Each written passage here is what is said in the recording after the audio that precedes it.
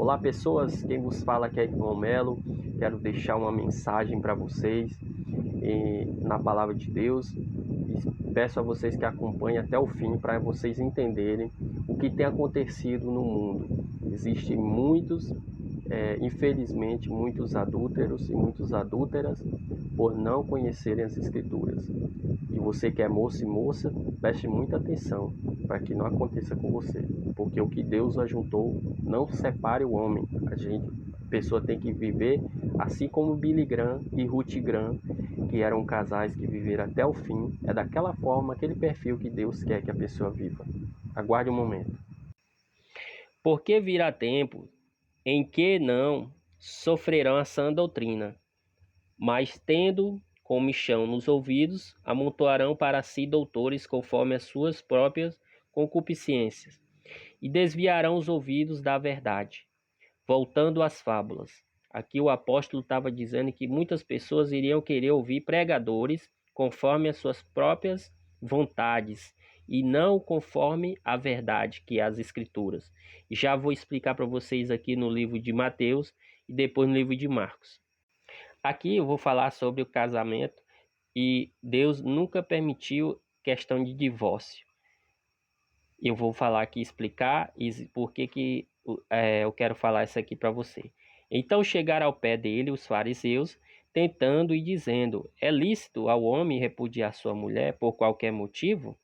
Ele, porém, respondendo, disse: não tendes lido que aquele que os fez no princípio, macho e fêmea os fez? E disse: portanto, deixará o homem pai e mãe, e se unirá à sua mulher, e serão dois numa só carne. Assim não são mais dois, mas uma só carne. Portanto, o que Deus ajuntou, não o separe o homem.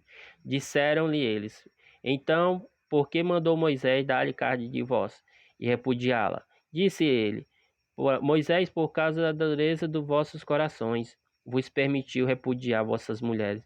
Mas ao princípio não foi assim. Eu vos digo, porém, que qualquer que repudiar sua mulher, não sendo por causa da prostituição, aqui não fala em questão de adultério, está falando em questão de quem era noivo, como Maria e José antes de se casarem. Se a pessoa noivado descobrisse que a pessoa traiu, aí ela podia se deixar. Agora, em questão de casado, não pode, porque diz assim: e casar com outra comete adultério. E o que é casar com a repudiada também comete adultério. Quando se fala em repudiada, significa questão de casamento. Porque quando a pessoa é noivo, não existe noivo repudiado, não existe. Existe casados repudiados, mas noivo não existe. E eu quero ler lá em Marcos capítulo 10 para me explicar mais para vocês. Aqui no livro de Marcos diz assim: e aproximando-se dele os fariseus perguntaram-lhe, tentando: é lícito ao homem repudiar sua mulher? Mas ele respondendo disse: que vos mandou Moisés? E eles disseram: Moisés permitiu escrever carta de divórcio e repudiar.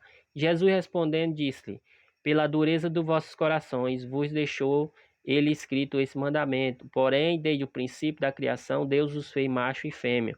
Por isso, deixará o homem a seu pai e sua mãe, e unir-se à sua mulher, e serão os dois uma só carne, e assim já não serão dois, mas uma só carne.